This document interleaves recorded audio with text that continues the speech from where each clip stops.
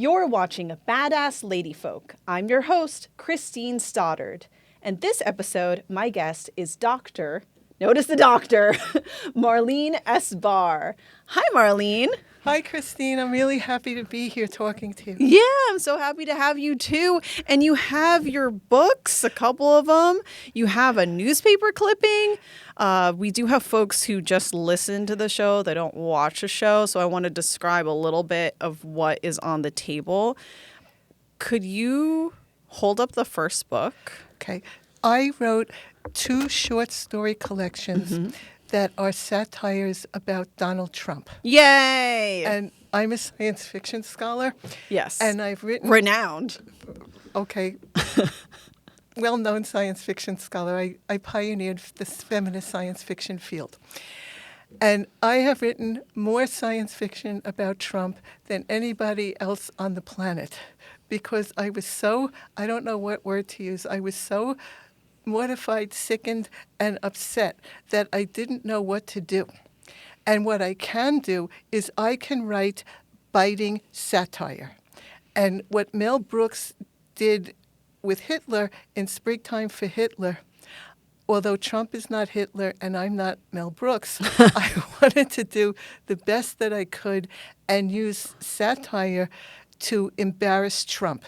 Because the way, as Brooks said, the way to deal with someone like that is ridicule, to bring them down and to say that they're not that scary and not that dangerous. And Mel Brooks weaponized ridicule. And I weaponized feminist science fiction. And I put Trump into feminist science fiction scenarios. And anything that he could do, I could make it worse in terms of science fiction. Except, like I started this after 2016. And if I did 2 books worth, I was mad as hell and I couldn't take it anymore. But now it's become so extreme that there's not going to be a 3rd book because I think it's worse than science fiction. Oh, God. And there's nothing I could do anymore to parody it because it's just so insane that it's so out of control. Like he says he wants to be a dictator on the first day, and I can't be like Charlie Chaplin doing the great dictator. It doesn't work anymore, and I'm too scared and I'm too sickened. So one book, the first one, was called When Trump Changed, the Feminist Science Fiction Justice League Quashes the Orange Outrage Pussy Grabber. Yeah, I am going to hold it up. Reaching over for those who are watching so they can see this cover. And for those who are listening, why don't we describe what's on this? Because that's a pretty fantastic illustration. What it is a blonde woman in a superhero suit with a pussy hat holding up a picture of Trump in his tennis togs, taking a pink cat by the throat, grabbing the pussy. And the reason that pussy grabber stuck out to me so much was I was so mortified that someone who is a president would say the word pussy grabber. I mean, I could not imagine saying pussy grabber in a classroom before him. Right. I mean, I'm a science fiction scholar. I have a great big imagination, but no way would I say pussy grabber in class or anywhere. Yeah. And that the president would say that he runs around grabbing pussies? This is ridiculous. It certainly is. And I wish it were all past tense, but it goes on. It goes on, right. The second book is called This Former President, Science Fiction as Retrospective Retro Rocket Jettisons Trumpism. Yeah, let me hold this up for our video watchers. I write titles like this in my academic writing. Nobody writes like me. And on the cover, we have a screaming Trump. It looks sort of like 60s sci-fi style, right? He has his little round mouth is open, his little teeth are showing, and above his head there's a flying saucer with retro rockets coming out at the bottom and hitting his head. I don't know how to draw, but I made up both covers, so I'm really proud of that. Oh, wow. I told the artists what to do. Yeah. Well, good imagination. You clearly have it. Yes. Okay. Why So don't you you'd read? like me to read a story? Okay. Yeah. To hear it in your voice, the author's voice. My voice. Okay. This is a story called Disney's Animatronic Trump Makes America Normal Again. And as I read this, I hope that since we're having New Year's, next year America is still normal and it's not something else and I can't even think about it.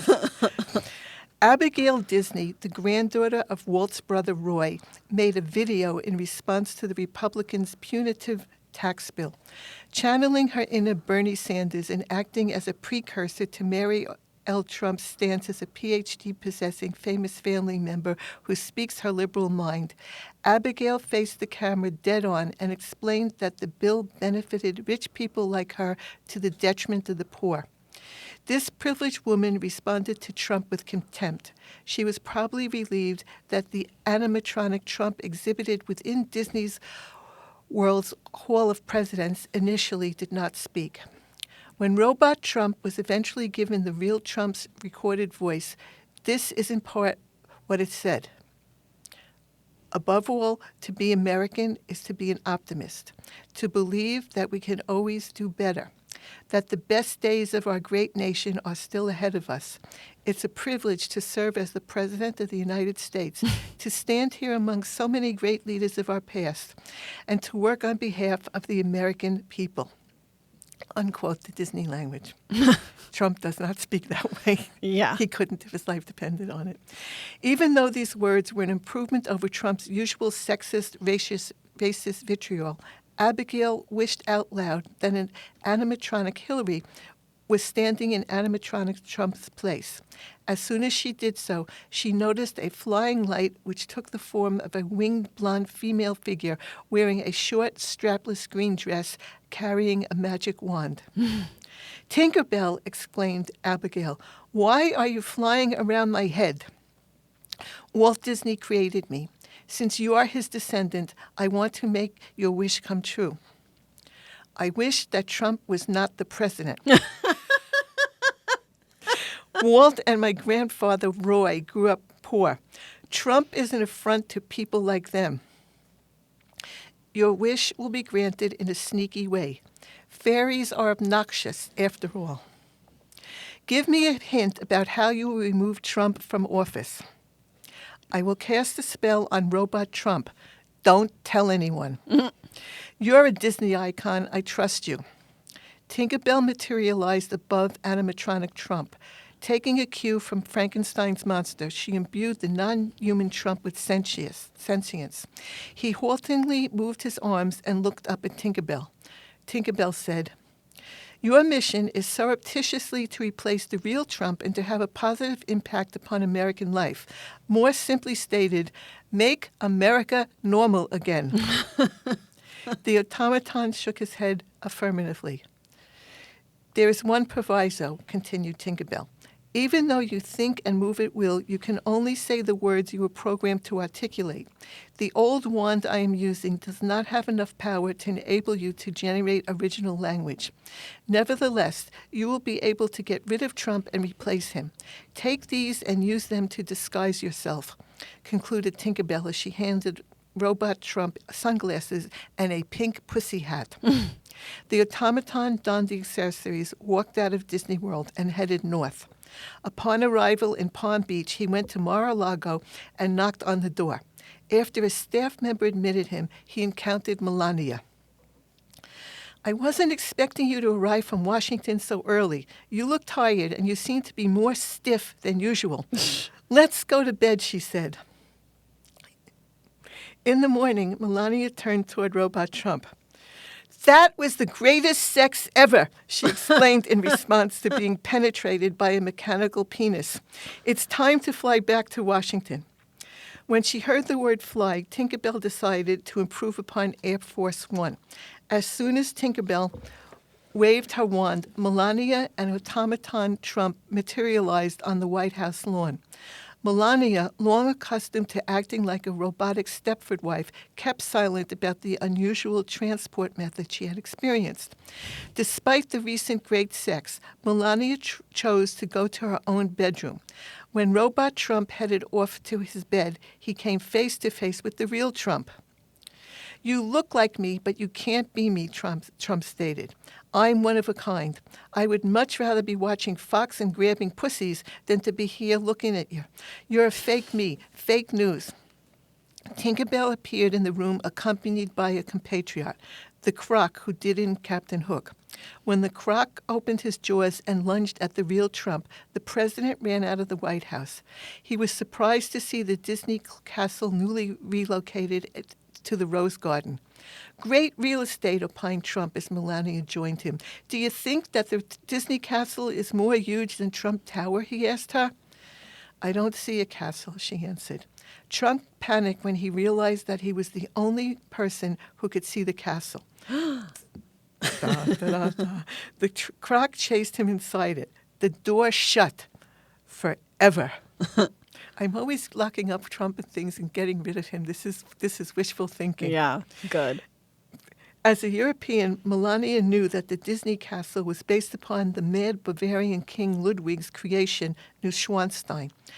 Suspecting that something insane had caused Trump instantaneously to disappear, she elected again to remain robotically mum and to enjoy having stupendous sex with Robot Trump.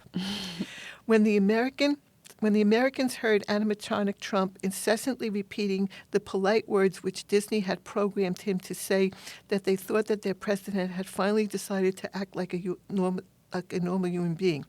Abigail, apprised of Tinkerbell's switcheroo, was glad that she put her Disney inheritance to good use by actualizing the Magic Kingdom's supernatural premise.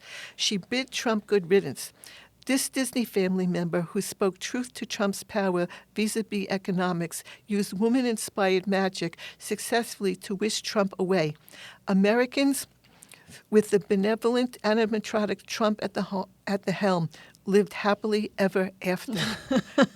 The end. I love that phrase, woman-inspired magic. Well, okay. So Dr. Barr sat and wrote 2 books of stories of this ilk. And I think this is one of the tame ones, but I took every science fiction trope I know. Aliens, the Phantom Zone, Jack and the Beanstalk, fantasy, elves, everything I could think of after spending my whole life being a science fiction scholar to get rid of him. And if he becomes a dictator, I decided I'm going to be dead and he's going to incinerate me or something. Oh, my God. I don't care. It's worth it. People ask me, why did I write these books and how did it come to pass that I did? And I am a science fiction scholar from Queens. Mm-hmm. I'm from Forest Hills. And he grew up in Jamaica Estates, and I grew up in a very big building. Well, I could see Jamaica Estates from my house. Oh, wow. Looking over Flushing Meadow, I could see Jamaica Estates. And he went to the Kew Forest School, which is on the Kew Gardens Forest Hills border, and I knew people who went to the Kew Forest School. And presidents are supposed to come from places like Dakota or Illinois, but they're not supposed to come from Queens. And I'm a baby boomer, so I could be his younger sister. Younger, but still I could have been, his parents could have been my parents. And I am appalled that someone like him, someone who is the biggest threat to the world, can come from Queens Boulevard. Yeah. This does not make sense. Yeah. So I know that there are other people who come from Queens. I'm certainly not the only one. And there's another science fiction scholar who comes from Queens, but he's not a feminist. So I am the only feminist science fiction scholar in the world who comes from Queens. So who else in the world was going to write science fiction stories about Trump to try to do him in? I was elected. I was the only one. So here I am, and I did it. And again, there's no third book. I can't stand it anymore. Thank you so much for sharing that. Prior to the interview, you had mentioned a newspaper article. Right. And Is this your cue? You're like, no, let me read from the other book. No, I don't want to read from the other book. Okay, Like reading okay. one story is enough. Okay. It's like even though modesty aside, I'm very funny. I think that I think well, literary theorists are not funny, Yeah, that's true. but I am. This is my dissertation director told me to write in my own voice. I listened to him, so this is what comes out. Good for you. To be a scholar who writes fiction like this is like speaking in a double voice, because literary theory, to put it mildly, nobody could understand this unless you have a PhD and you're an English professor. And I got my PhD in I got my PhD in 1980. So I have been writing literary theory for many, many years, and I can't remember everything that I've written. So, but you remember the fiction, right? well, I wrote less. A lot of it. I wrote less fiction because I did fiction later in life, because there are very few English professors who do write fiction. Yeah. Because you cannot write this theory that no one understands and also write humorous fiction that is for a general audience. And somehow my brain writes like that. But it's like being bilingual. And I say, well, am I going to speak in my theorist language or am I going to speak in my fiction language? And they're two separate things. But scholars write from quotations. Right.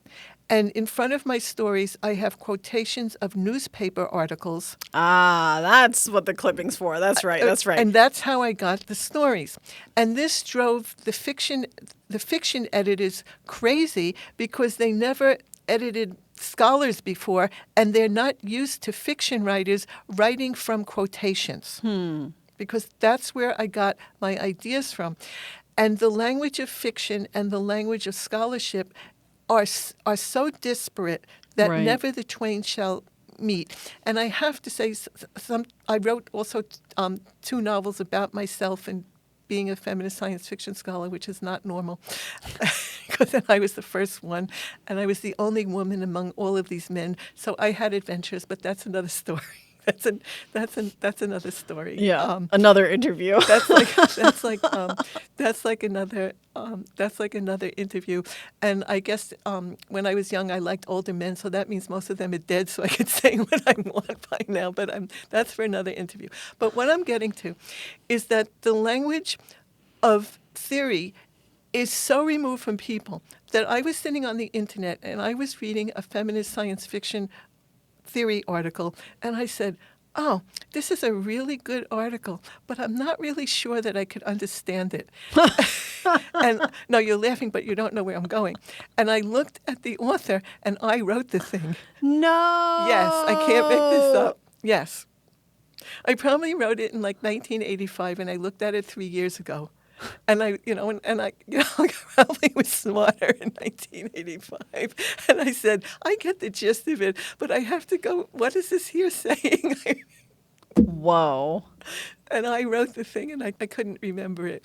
And there's this very famous theorist who's older than me named Donna Haraway, and I think she's God, and I worship her. And I never met her before, and I went to a lecture that she was doing at the New School. And I was like so happy to see Donna Haraway. And it was like the day that I was doing my co-op apartment interview, and I had on like my wedding ring and my hair back. And I ran out of the interview and I changed into my jeans and I put my hair out. And because I said, I can't meet Donna Haraway like this. I have to be my real self. So I was in the auditorium at the New School, and I raised my hand and I asked Donna Haraway a question. And in front of the whole auditorium, she said, that sounds like a question that Marleen Barr would ask. And I said, there's a very good reason for that. I am Marleen Barr. Wow. And she said, oh, nice to meet you, Marleen. So, I mean, it's a small field and we all know each other. Yeah. So what is this newspaper clipping? Okay, so I write from quotes. Right. And in any interview ever did it. It went fast, and they didn't know they were Like this one's going fast, yeah. But they didn't know that they were talking to a scholar, and I never got to read my quote and explain it. So that's why I told you I wanted to read my quote and explain how I write. And this is a quote, but I never wrote the story, and I'm never going to. Which newspaper is this? From the New York Times. Oh, okay. All right. What else would I No read? big deal. Okay. So it's an article from Nicholas Kristof, and it's called President Governing from Behind Bars, with a question mark and an exclamation point. And I would read a quote like this, and this is how I would generate a story. And this is what Kristof says, quote, and I put this at the end of the story, at the beginning of the story, and this would drive the editor crazy because they wouldn't know how to place it, and they would think they were going to get arrested because I was quoting, and they didn't know you could quote. But anyway, here's the quote. Kristof says, I guess accommodations could be made so that prison officials didn't listen in on phone conversations between federal inmate number 62953-804 and Chinese and Russian leaders. Perhaps summits could be held in a larger cell. State banquets in the prison dining hall. And this was from June 15th, 2023. And it holds more water now because of all the indictments of Trump. So I would be sitting on my sofa reading this, and I would say, well, what would it be like to have a state banquet in a prison cell? And I would imagine like all the dignitaries and celebrities coming in with their gowns to the county prison in Atlanta, where Fonnie Willis was, which is supposed to be a hellhole. And I'd imagine how all these celebrities would feel traipsing in their gowns, and Trump would be sitting in his prison cell, and the waiters would come with this stupendous food, and Trump would be eating it in his prison outfit. And what would that look like? And that's how I would write a story. But I will never write this story, because I would think of all the good food, and I think of Trump in prison, and I think of Trump being president while in prison, and I would just throw up, and I wouldn't be able to stand it. It would make me too sick. So that's why I've stopped writing this. Yeah. But that makes sense. But that's my creative process. I'd be minding my own business, sitting on my sofa, reading the Times. I'd see a quote like this, and I would just take it and use cognitive estrangement and take it to the wildest end that I could. But now the newspaper is reporting things that are so atrocious and so beyond. Like, all I could say is beyond. I can't think of the words. That I can't write this stuff anymore. Because I cannot be more unreal than how unreal the reality is. Yeah. How long did it take you to write both of those books? Fast. I was going to say it had to be. I write very fast. I take my pen and I go, the end story. And nobody edits me. So I don't. Writing literary theory is much harder because I have to have quotes and sources. And, well, I don't want to be giving myself too many plaudits, but I guess if you're an artist and you know how to do it, you could do it. Like, look at all I don't mean to compare myself to Picasso, but look at all the Picassos Picasso did. You go to every museum in Europe and there's a Picasso in there. How did he do it all? Because he took his paintbrush and he went, Picasso. Where can our viewers find these books now? You could find When Trump Changed and This Former President on Amazon.com. It's right there. And all artists want to have an audience. Of course. And I would love it if people would read this. And since things are so dire now and we don't know if we're going to have a democracy, and people are really scared, like people, it's horrible. So I think that these books can make people feel better. That they are funny, and they could make people laugh, and it could be a way to get through this time. Like one of my friends, a feminist English professor, who was my best friend when I was a young assistant professor. We grew up together. She wrote me the other day, and she goes, I think Trump is going to get elected. And I'm going, no. And I, like, the way I'm handling it myself, maybe this is too idealistic, but you have to trust someone sometime. Okay, I'm a New Yorker. I don't keep my door open. But you have to trust people. I've been in a situation where I had to take a loved one, bring the loved one to the hospital, bring him to the surgery area, kiss him goodbye, and watch him walk through the door. And I am a doctor. I am Dr. Barr, but I'm not that kind of doctor. And I can't do surgery. And I had to trust that the surgeons would do the best by my loved one. And you must trust people.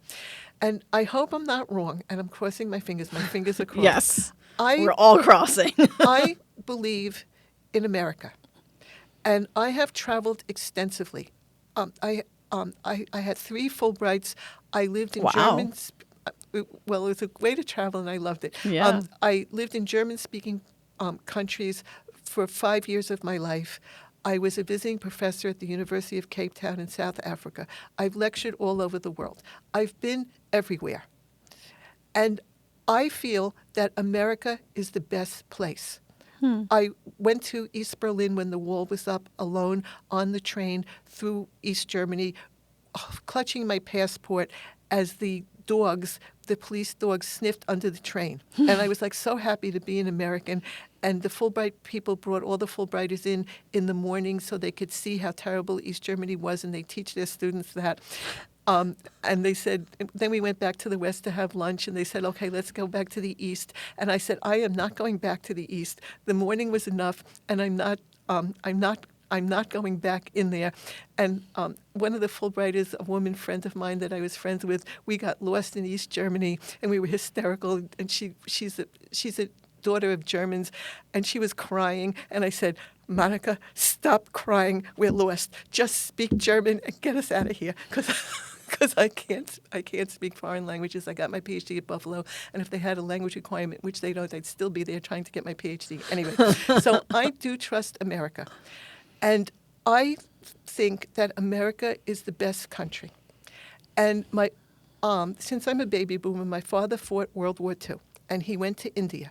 And for all of my travels, I have never been to India. And he came back from India, and he said, America is the best place. And he never went anywhere ever again.